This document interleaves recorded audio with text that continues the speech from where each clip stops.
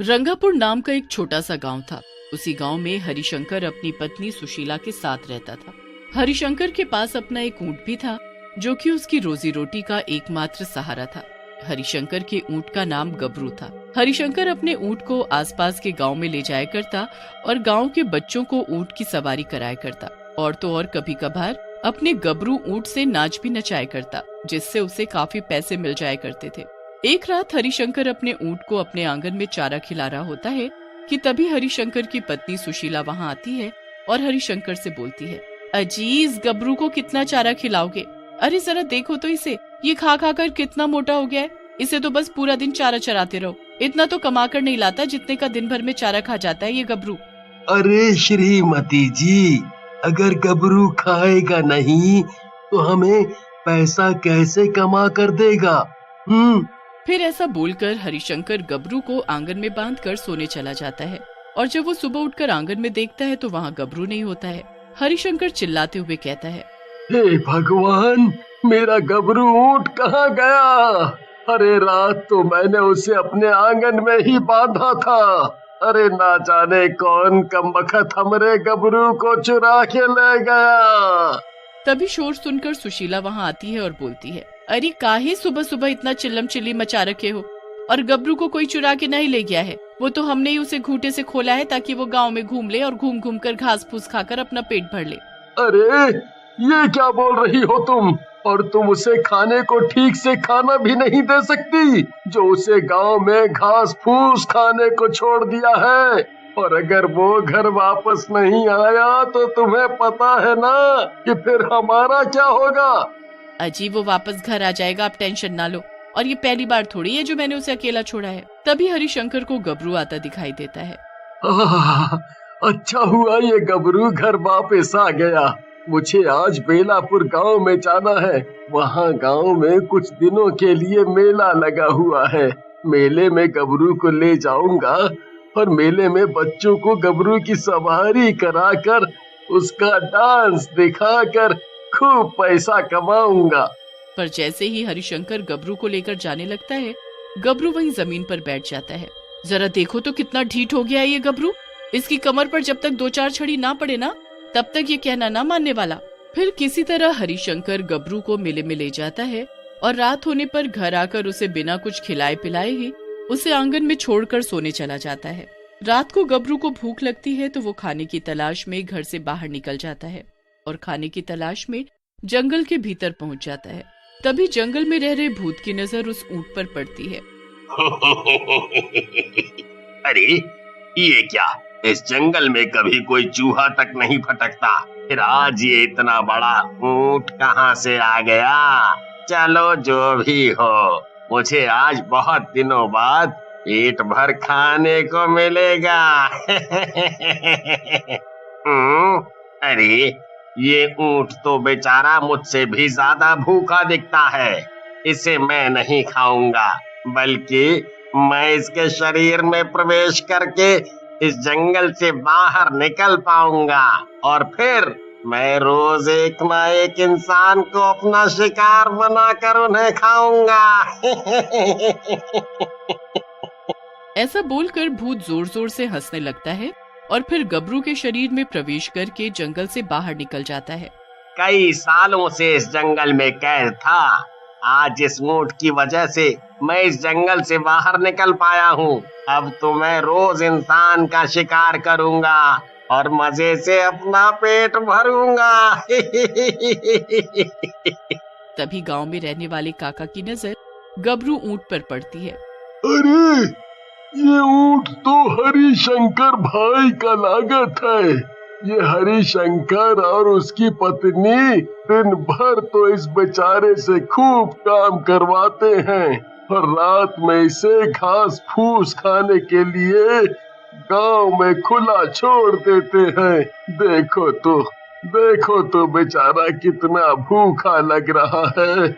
ऐसे बोलकर काका ऊंट के पास जाते हैं और उस पर हाथ फेरने लगते हैं कि तभी ऊंट काका को देखकर जोर जोर से हंसने लगता है और देखते ही देखते ऊंट एक भयानक भूत में बदल जाता है। ऊंट को भूतिया रूप में देखकर काका के होश उड़ जाते हैं और वो डरते हुए बोलते हैं, मर गया रे। अरे अरे ये क्या बला है? ये गबरू ऊंट भूत कैसे बन गया रे? अरे कोई हमका इस भूतिया ऊंट से बचाओ। आज कई दिनों के बाद में किसी इंसान को मैं खाऊंगा।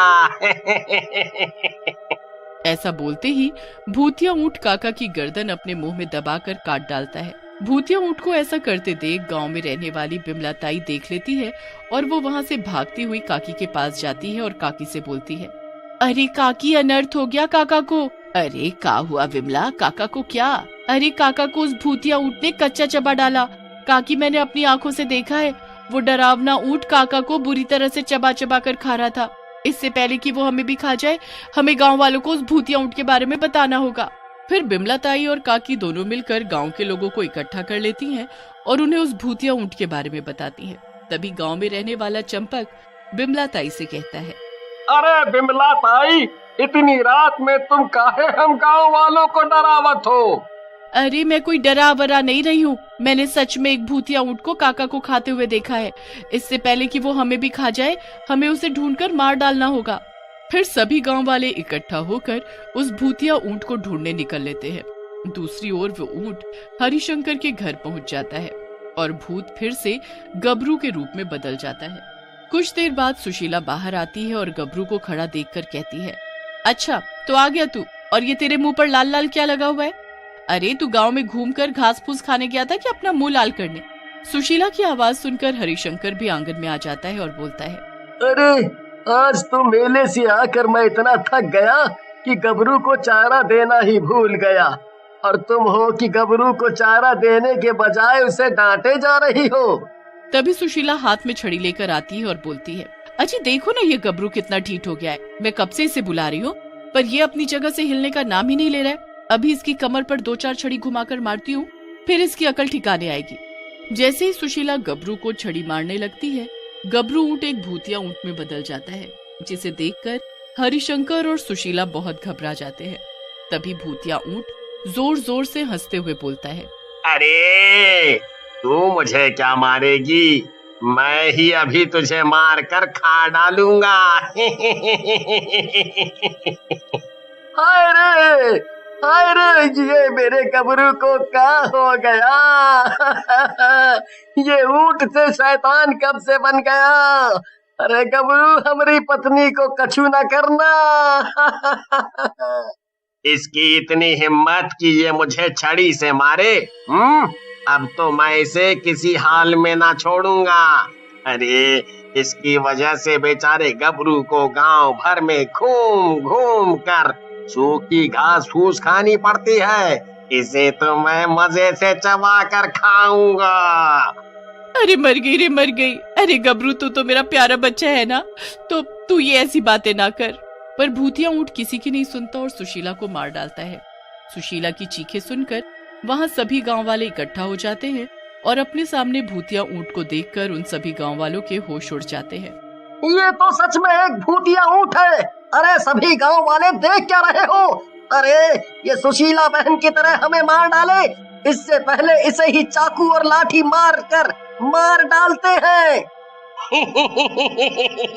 अरे मूर्खों, अगर तुमने मुझे चाकू मारा तो मुझे कुछ नहीं होगा, बल्कि ये बेचारा गबरू ऊंट जान से जाएगा, क्योंकि मैं तो हूँ जंगल का भूत, जिसे तुम गांव वालों ने जंगल में कैद कर दिया था।